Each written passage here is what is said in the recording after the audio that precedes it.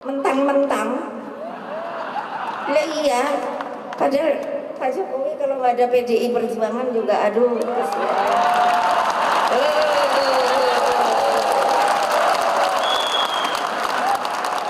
lo legal formal lo, beliau jadi presiden tuh nggak ada kan ini legal formal diikuti terus kan sama saya.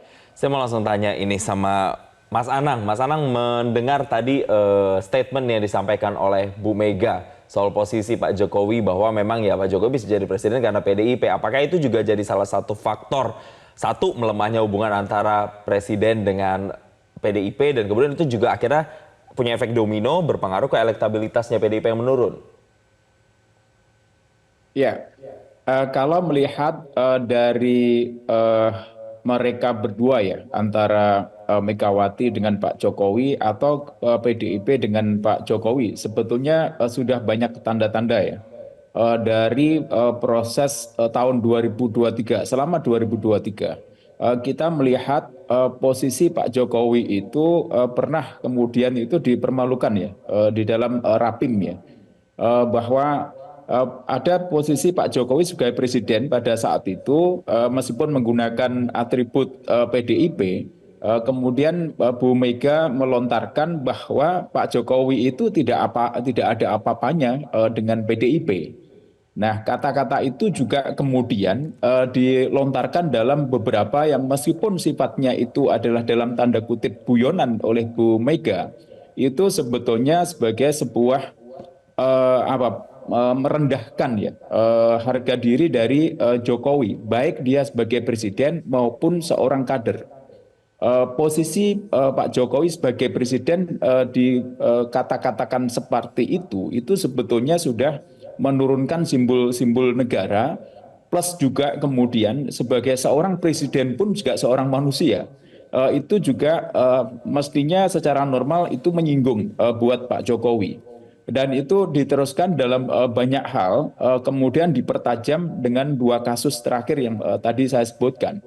Inilah sebetulnya ada mulai awalnya kerenggangan itu terjadi di antara mereka berdua, dan ini karena Bu Megawati adalah sebagai ketua umum PDIP, maka kemudian yang terjadi pada akhirnya Megawati dan Jokowi itu kemudian membawa dampak hubungan PDIP dengan Pak Jokowi. Nah, hal ini kita bisa lihat mulai dari sebetulnya ketika kegambangan Pak Jokowi antara mendukung Pak Ganjar atau calon yang lain, karena pada saat itu Pak Jokowi pernah mengatakan dalam sebuah pertemuan bahwa calon presiden untuk 2024 sudah ada di sini, yaitu tanda-tandanya satu rambutnya putih, kemudian dahinya berkerut atau apa. Itu sebetulnya sebagai sebuah tanda. Tetapi kemudian ketika mulai ada keretakan berkaitan masalah timnas yang tadi saya sebutkan juga 3 periode, yang terjadi adalah Jokowi kemudian mengalihkan dukungannya bukan lagi ke Pak Ganjar. Pada saat itu sebetulnya Pak Jokowi sudah kemudian mengharapkan dari Ganjar ini. Tetapi ketika terjadi keretakan itu, pokoknya jangan sampai yang terjadi adalah dia mendukung pilihan dari PDIP. Andaikan kalau menurut saya sih, andaikan PDIP tidak mengambil Ganjar sebagai capres, Pak Jokowi kemungkinan besar akan mengambil Ganjar. Kemungkinan akan mengambil Ganjar. Dan ini akan membuat semakin kompetisi atas dasar perbedaan kepentingan itu sudah sangat terasa sekali. Plus kalau kita lihat tanda-tanda sekarang, sebetulnya kalau PDIP itu masih merasa dalam tanda kutip kedewasaan berpartainya tinggi, sebetulnya dia masih tetap harus memberikan undangan itu ke Pak Jokowi, datang atau tidak datang. Ketika sudah tahu misalkan ada agenda negara, justru inilah PDIP akan menguji. Seharusnya tetap mengirim undangan, dan bagaimana kemudian alasan dari Pak Jokowi.